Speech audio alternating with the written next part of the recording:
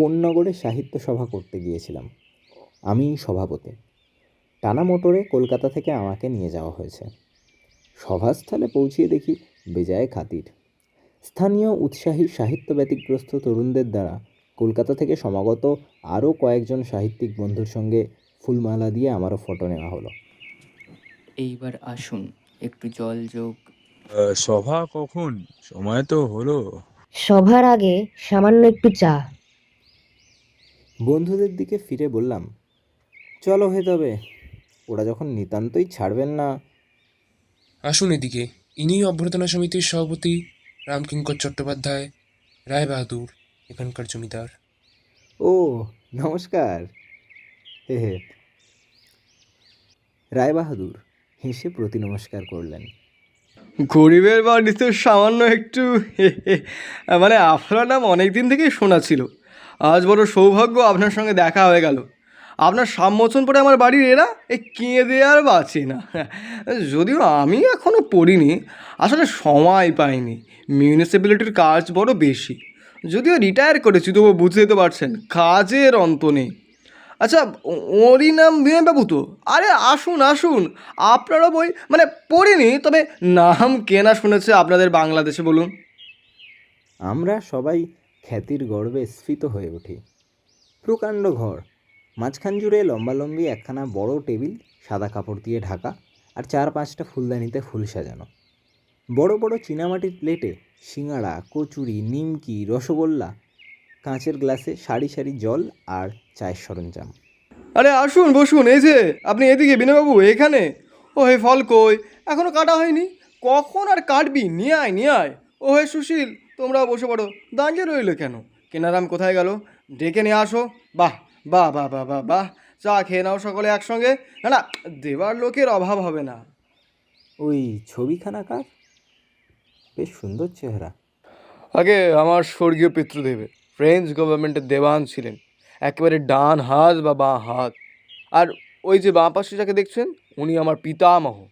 আমাদের আদি বাড়ি শশধরপুর, নিমকের কাছে। আমার ঠাকুরদাদার বাবার নামে গ্রামের নাম। নিমকি দারোগা ছিলেন সেখানে। ওই অঞ্চলেরই জমিদারি কেনেন। ওরে সিঙ্গারা নিয়ে আয়, খান খান। গরম সিঙ্গারা সব বাড়িতেই তৈরি। হ্যাঁ, দোকানের জিনিস মশাই এই বাড়িতে ঢোকে না। আমার বৌমার হাতের সব ভাজা। বড় ছেলে সে এখানে নেই, কস্টমসে কাজ করে। এবার 250 হলো। বিয়ে দিয়েছি আজ 5 বছর। তার শ্বশুরও জমিদার, রায় সাহেব হরিনাথ বারুজ্জে। হালি শহরের নাম শুনেছেন বোধ হয়। চা নিয়ে আয় এবার। একটা 12-13 বছরের সুশ্রী বালিকা পান নিয়ে এসে সলজ্জ সংকোচে দরজার কাছে দাঁড়ালো। ও তো কী রে খুকি, পান? আচ্ছা আচ্ছা, রাগ রাগ এখানে। আচ্ছা, এইটে হলো গিয়ে আমার ছোট মেয়ে মিন্তি। লজ্জা কি এদের কাছে? হ্যাঁ, বেশ গান গায়, আর শোভাতে গাইবে এখন। আবৃত্তিতে আর বছর মেডেল পেয়েছিল। জলধর সেন শুনে কেঁদে ফেললেন একেবারে। কর্তব্য ও সহনতার খাতিরে খুকিটিকে কাছে ডেকে 2-1টা মামুলি ছেদো কথা জিজ্ঞাসা করি। তার আবৃত্তি পুনরায় আমাদের কাছে করবার জন্য জেদ ধরি এবং পরক্ষণেই জিজ্ঞাসা করি, তাহলে ওঠা যাক এবার? কি বলেন, সবার টাইম তো হলো। ওরে কানাই, গাড়িখানা আনতে বল, চট করে গেটের কাছে নিয়ে আসুক। না না, গাড়ি কি হবে, দরকার নেই রায়বাহাদুর, এটুকু হেঁটেই। বিলক্ষণ, ক্লাবঘর এখান থেকে ওই মিনিট 10-এর রাস্তা। হেঁটে কেন যাবে না? গাড়ি রয়েছে যখন। এই নিয়ে আয় রে, বলে দিলি না গাড়ির কথা? সদল বলে গাড়িতে উঠতে যাচ্ছি, এমন সময় একটা 8-9 বছরের ছেলে পিছন থেকে আমাকে ডেকে বলল, মা আপনাকে ডাকছেন। প্রায় চমকিয়ে উঠেছিলাম আর কি। বিস্ময় ও অবিশ্বাসের দৃষ্টিতে ছেলেটির দিকে চেয়ে বললাম, কাকে? কে ডাকছে বললে খোকা? বালকটা দৃঢ় কণ্ঠে বলল, আপনাকে মা ডাকছেন। উপস্থিত লোকজনের মধ্যে সবাই বিস্মিত হয়ে উঠেছিলেন, কারণ আমি এই স্থানে আগে কখনো আসিনি। ছেলেটিও আমায় কখনো দেখেনি সেটা নিশ্চিত। একজন জিজ্ঞাসা করলেন, তোমাদের বাড়ি কোথায় খোকা? আরে, ও তো আমাদের হরিজীবনের ছেলে। তুমি হরিজীবনের ছেলে না? হ্যাঁ, ওই দোতলা বাড়ি। একে ডাকছেন তোমার মা, এই বাবুকে? ছেলেটি চারিদিক থেকে জেরার চোটে একটু দমে গিয়ে সংকোচে সুরে বলল, এই বাবুকেই তো মা বললেন ডাকতে। মা বললেন যিনি চাদর গায়ে দিয়ে গাড়িতে উঠছেন। জানমশাই, দেখে আসুন, ওর বাবার নাম হরিজীবন মুখুজ্জে, এলে কাজ করে আমাদের এখানে বাঁচা, চিনতে পেরেছেন? হরিজীবন এখন বাড়িতে নেই, বোধহয় ডিউটিতে গিয়েছে। তোমার বাবা বাড়ি আছেন খোকা? বুঝতে পারলাম না কে হরিজীবন, কিন্তু এই ছেলেটার মুখের আদল আমার অত্যন্ত পরিচিত মনে হলো, যেন আগেও এ ধরনের মুখ কোথায় দেখেছি। বাড়ির দরজায় পা দিতেই দরজার আড়াল থেকে যে হাসি মুখে বাহির হয়ে এলো তাকে দেখেই চমকে উঠলাম। একে তো চিনি, অনেক দিন আগে এর সঙ্গে খুব জানাশোনা ছিল, কিন্তু নাম কিছুতেই মনে করতে পারলাম না। মেয়েটি আমার পায়ের ধুলো নিয়ে প্রণাম করে বলল, কি যতীনদা, চিনতে পারেন? কে বলুন তো আমি? থাক থাক, কল্যাণ হোক। ভালো আছো? সঙ্গে সঙ্গে আমি প্রাণপণে মেয়েটির নাম মনে করবার চেষ্টা করলাম। আমার মনে পড়ল এর সঙ্গে আলাপ হওয়ার একমাত্র সম্ভবপর স্থান হচ্ছে কৃষ্ণনগর, যেখানে থেকে কলেজে পড়েছিলাম।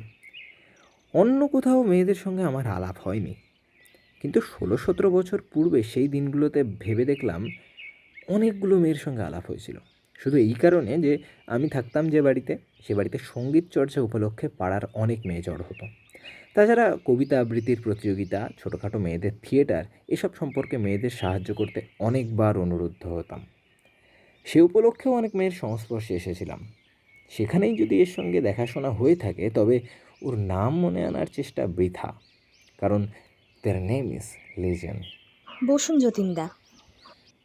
ইয়ে, বসবো বটে, কিন্তু ঘুরে আসি, সভা রয়েছে কি না, ওই সভার টাইম প্রায় হয়ে গেল। মেয়েটি হেসে বলল, আপনি আবার সাহিত্যিক হয়েছেন, সবাই সভাপতিত্ব করবেন, এসব ভাবলেই আমার হাসি পায়। উফ, কি বখাটেটাই না ছিলেন। চুপ করে রইলাম। যদিও ঠিক বুঝলাম না আমার মধ্যে বখাটেগিরির কী দেখেছিল এ, এবং আমার তো মনে হয় না আমি সত্যিকারের বখাটে যাকে বলে তা কোনোদিনও ছিলাম। কিন্তু তা নিয়ে তর্ক তুলবার এটা সময় নয়। মেয়েটি আবার বলল, কতদিন ভেবেছি আপনি কোথায় চলে গেলেন, আপনার সঙ্গে হয়তো আর দেখাই হবে না, কিন্তু ভগবান দেখা করিয়ে দেন এমনি করে। এইবার আমি একে অনেকটা মনে আনতে পেরেছি। জিজ্ঞাসা করেই ফেললাম, তোমার নাম শান্তি না? মেয়েটা খিলখিল করে হেসে উঠল। কেন, সে সম্বন্ধে সন্দেহ আছে নাকি আপনার? বলতে পারলাম না যে সন্দেহ তো দূরের কথা, নামটাই মনে ছিল না এতক্ষণ। কিন্তু এবার একে বুঝে ফেলেছি। আজ 15-16 বছর আগে এর সঙ্গে আলাপ হয়েছিল, তারপর আর কখনো দেখিনি বটে, কিন্তু এখন মনে হচ্ছে অতগুলো মেয়ের ভেতরে এই মেয়েটার ব্যবহার ছিল সবচেয়ে বেশি আন্তরিক এবং সরল। তখনকার মনোভাবে আমি একে সেই জন্য আমল দিইনি, গায়ে পড়া বলেই মনে করতাম। শান্তি বলল, তা আপনি আজকাল থাকেন কোথায়? কলকাতাতেই আছি আজ 8-9 বছর। খবরের কাগজের অফিসে চাকরি করি। বিয়ে করেছেন? বহুদিন। ছেলে পেলে হয়েছে? 4 মেয়ে। আরও কিছু শুনতে চাও? বাজে কথা, আপনি কখনো বিয়ে করেননি। এ কথা ভাববার কারণ? আপনাকে আমি খুব ভালোই চিনি, আমার চোখে তুলে দিতে পারবেন না। বলুন সত্যি কি না? বড় ভালো লাগলো। 15 বছর আগে 1-8 বছরের জন্য যে মেয়ের সঙ্গে অত্যন্ত ভাষা ভাষা ধরনের আলাপ হয়েছিল, তাকে আমার চরিত্র মনোবৃত্তি সম্বন্ধে এমন নিঃসন্দিগ্ধ মত প্রকাশ করতে দেখে ভালো লাগবার কথাই বটে। এ এমন এক ধরনের আতিথেয়তা যা অন্য কোনো উপায়ে প্রকাশ করা যায় না, বা অন্য কোনো ধরনের ব্যবহার দ্বারা এর স্থান পূর্ণ হয় না। বললাম, ধরেই যখন ফেলেছো শান্তি, তখন মিথ্যে বলে লাভ নেই। বিয়ে এখনও করিনি। শান্তি সগর্বে বলল, দেখুন, বললাম যে আপনাকে তখনই আমি চিনে ফেলেছিলাম, ঠিক কি না? ভালো করে বলুন এবার। তাহলে এখন আসি শান্তি, সবার পরে না হয় আসবো আরেকবার এখানে। তোমার স্বামী কখন আসবেন? আলাপ হলে বেশ আনন্দ হতো। সন্ধ্যের পর? বেশ, আমারও আসতে রাত 8টা বাজবে, বুঝেছ? এখানে আজ রাতে খাবেন কিন্তু, বলা রইল। সভার পরে পুনরায় শান্তির ওখানে ফিরতে প্রায় রাত 9টা বেজে গেল। শান্তির স্বামীর সঙ্গে আলাপ হলো। বেশ ভালো লোক। আমার আসবার খবর শুনে ভদ্রলোক বেছে বেছে বাজার করেছেন। সব রান্না শেষ করতে শান্তির আরও বেশ সময় লাগবে। রাত 10টার কমে রান্না সাঙ্গ হবে বলে মনে হলো না। শান্তি চা করে দিয়ে গেল। আমি বসে তার স্বামীর সঙ্গে গল্প করতে লাগলাম। একবার শান্তি রান্নাঘর থেকে আসার সময় বলল, বড্ড খিদে পেয়েছে না? ও জিনিসটার প্রাদুর্ভাব তোমাদের আতিথেয়তার কল্যাণে আদৌ হওয়ার উপায় নেই। এসে পর্যন্ত খাওয়া চলছে, তুমি নিরুদ্বেগে বসে রাখতে পারো যতক্ষণ খুশি। আহারাদির পরে শান্তি বসে গল্প করতে লাগলো। শান্তির স্বামী দু একবার হাই তুলে বললেন, আমার কাল খুব সকালে ডিউটি। যদি কিছু মনে না করেন আমি গিয়ে শুয়ে পড়ি। বিলক্ষণ, শোবেন বই কি? আমিও তাহলে। এই শান্তি, তুমি বরং বসে গল্প করো, আমি যাই। এর বিছানা করে রেখেছো তো, মশারিটা খাটিয়ে দিও। ঘুম পেলে শুনছি না কিন্তু, আজ সারা রাত বসে গল্প করতে হবে। কতকাল পরে দেখা। সারা রাত? কেন না? আপনি আমায় কত কষ্ট দিয়েছিলেন জানেন? আমি অবাক হয়ে ওর মুখের দিকে চেয়ে বললাম, কিসের কষ্ট? কিসের কষ্ট জানেন না তো? জানবেনই বা কী করে। আচ্ছা দাঁড়ান, দেখাচ্ছি। বলেই সে ঘরের ভেতর ঢুকে গেল এবং কিছুক্ষণ পরে একটা ছোট কাঠের বাক্স এনে আমার সামনে খুলল। একটা চিঠি আমার সামনে ধরে বলল, দেখুন পড়ে। পড়ে দেখে আশ্চর্য হলাম। আমার মাসিমা পরলোক গমন করেছেন আজ 10 বছর কিংবা তার বেশি। তার হাতের লেখা খুব ভালো করেই চিনি আমি। মাসিমা শান্তির মাকে চিঠিতে আমার সঙ্গে শান্তির বিবাহের প্রস্তাব করেছেন। বললাম, তুমি এ পত্র পেলে কোথায়? যেদিনই পত্র এসেছিল সেই দিনটি থেকে পত্রখানা আমার কাছে। আপনিও তারপর কখনো আর আজিমগঞ্জে যাননি। সেই শ্রাবণ মাসে যে চলে এলেন, এই এতকাল পরে আবার দেখা। কিন্তু তোমাকে বললে বিশ্বাস করবে শান্তি, আমি এই বিষয়ে বিন্দু বিসর্গও জানতাম না। শান্তি অবাক হয়ে আমার মুখের দিকে চেয়ে বলল, জানতেন না মানে? সব জানতেন আপনি। তুমি এ কথা কেন বলছো বলো তো? শান্তি হেসে ঘাড় নেড়ে বলল, সব জানি যতীনদা, সব জানি। আমার চোখে আবার ধুলে দেবার চেষ্টা? একবার তো করে দেখলেন, ঠকে গেলেন তো নিজেই। কি চেষ্টা করলাম তোমার চোখে ধুলো দেওয়ার? ওই যে বললেন বিয়ে করেছেন, 4 মেয়ে হয়েছে। আমি আর জানি না আপনাকে? বিয়ে আবার আপনি করবেন? কেন বিয়ে করেননি তা কি আমার অজানা ভাবছেন? এক এক সময় তো মনে হয়েছে এই 16 বছরের মধ্যে যদি কখনো দেখা হয়, পায়ে ধরে আপনার কাছে মাপ চেয়ে নেব। আমি তো গেছি, আপনি কেন যাবেন সেই সঙ্গে? সেই কথাটা বলবার সুযোগ পেলুম এই এতকাল পরে। বিস্ময়ে আমার মুখে কথা জোগালো না। শান্তি বলে কি? এমন ভুলও মানুষের হয়? সমস্ত কথাটা বেশ করে ভেবে দেখার সময় নয় এটা, তবু এক চমকে ওর মনের অনেকটা দেখতে পেলাম। সভা করতে এসেছি বিদেশে, আমাকে ডেকে পাঠিয়ে এতটা দরদ দেখানোর ঠিকমতো কোনো কারণ আমি অনেক হাতড়েও খুঁজে পাচ্ছিলাম না। অনেকটা পরিষ্কার হয়ে গেল এবার। কিন্তু মেয়েটা কি ভুলই নিজের বুকের মধ্যে 16টা বছর ধরে পুষে রেখেছে? আমার অত্যন্ত কৌতূহল হলো কথাগুলো জানবার। বললাম, আজ যখন এখানে এলাম, তুমি কি করে আমাকে চিনলে এতকাল পরে? সবার জন্য কাগজ ছাপিয়ে বিলি করছিল, আপনার নাম দেখলাম। তাছাড়া সরঞ্জিতবাবুর ছেলে আপনার পরিচয় সেদিন দিচ্ছিল ওর কাছে আমাদের বাড়ি বসে। আমি তখনই ওকে বললাম, যতীনদা আমার বাপের বাড়ির দেশের লোক। উনি বললেন রায়বাহাদুরের বাড়ি আপনাদের চা খাওয়ার আয়োজন হয়েছে। তাই শুনে জানলায় দাঁড়িয়েছিলাম। কিন্তু দেখেই চিনলে এতকাল পরেও? ও মা, কেন চিনব না? আপনারা আমাদের ভাবেন কি? এখন একে খুব ভালো করে মনে পড়েছে। আমার কিছুদিনের বাল্য সঙ্গিনী, একটা অত্যন্ত মুখরা চঞ্চলা বালিকার ছবি। আবছায়াভাবে ওর ছোটোবেলায় 2-4টে কাণ্ড কারখানাও মনে পড়ছে। বললাম, শান্তি, নিতাইয়ের মা সেই বুড়ো গিন্নির শিবচুরির কথা মনে পড়ে? খুব মনে আছে। চুরি করলেন আপনি, আর ধনাকে মনে আছে? সে আজকাল পাটের কলে কাজ করে নৈহাটিতে। মধ্যে একদিন এসেছিল এখানে, আজ থেকে বছর 3-4 আগে। আর গাল খেয়ে মরলাম আমি আর ছোটদি। কেন, তোমরাও তো সাহায্য করেছিলে, করনি? পুজোর ঘরের শেকল তুলে দিতে বলেছিল বুড়ো গিন্নি, শেকল তুলে না দিয়ে বলেছিলে দিয়েছো। আর একদিন তুমি জাতি নিয়ে আঙুল কেটে ফেলেছিলে, মনে আছে আমার, আর খুব কেঁদেছিলে। শান্তি ছেলে মানুষের মতো মুখ ভেঙচিয়ে বলল, হ্যাঁ, কেঁদেছিলে খুব। ছাই মনে আছে? কাঁদবার মেয়ে আমি ছিলাম কি না? তাও যদি আমার মনে না থাকতো তাহলে বলতে। কি মনে আছে শুনি? আমার মনে আছে, তুমি কেঁদে ভাসিয়ে দিয়েছিলে। শান্তি অবাক হয়ে গালে হাত দিয়ে বলল, ও মা, কি মিথ্যেবাদী! আমার হাসি পেল। বললাম, ছেলেবেলার মতো ঝগড়া পাকিয়ে তুলেছো শান্তি, অভ্যেস কি কখনো যায়?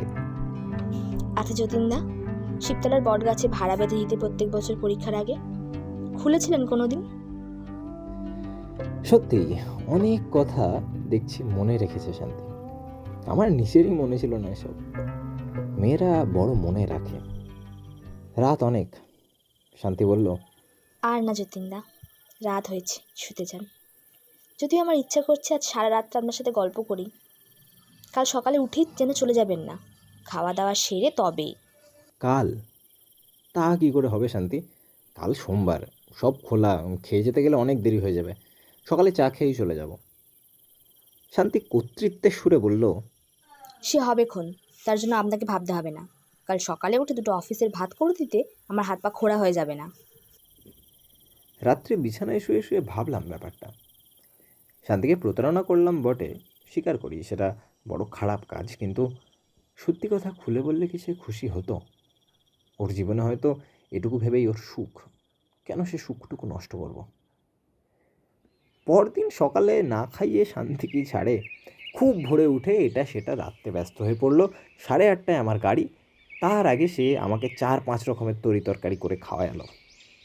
পায়ের ধুলো নিয়ে প্রণাম করে বলল, আবার কবে আসবেন দাদা? সময় তো পাই নে, তবে আসবো বই কি। হঠাৎ খপ করে আমার হাত দুখানা তার হাতের মধ্যে নিয়ে খুব নরম কণ্ঠে অথচ দৃঢ় স্বরে বলল, না দাদা, আমি সব জানি, সব বুঝি। আপনি যে নিজের জীবনটা এভাবে কাটিয়ে দিলেন, সেজন্য আমার মনে তুষের আগুন জ্বলে দিনরাত। আপনার কাছে আমার একটা অনুরোধ আছে, রাখবেন বলুন? কি অনুরোধ বলো? আপনি বিয়ে করুন, করতেই হবে আপনাকে বিয়ে। আমার অপরাধের বোঝা আর বাড়াবেন না, বলুন, অনুরোধ রাখবেন? আমি চুপ করে রইলাম। এ কথার কি উত্তর দেবো ভেবে পেলাম না। চুপ করে থাকলে হবে না যতীনদা, বলে যান আমার কাছে। আচ্ছা, ভেবে দেখি শান্তি। বেশ তো, ভাবুন। এইটুকু যে বলেছেন, এবার সেই যথেষ্ট। আবার ওই মাঘ মাসে সরস্বতী পুজোর সময় আসবেন বলুন। আচ্ছা, তা বরং না, ওসব শুনবো না, বরং টরং না, আসতেই হবে বলে দিলুম। আমি পথের দিকে চেয়ে থাকবো কিন্তু। আসবো। রাস্তায় উঠে দেখি রান্নাঘরের জানলা দিয়ে শান্তি এক দৃষ্টে রাস্তার দিকে চেয়ে আছে। বাড়ি ফিরে স্ত্রীর কাছে ঘটনাটা বলবো ভেবেছিলাম, কিন্তু শেষ পর্যন্ত না বলাই যুক্তিযুক্ত বিবেচনা করলাম।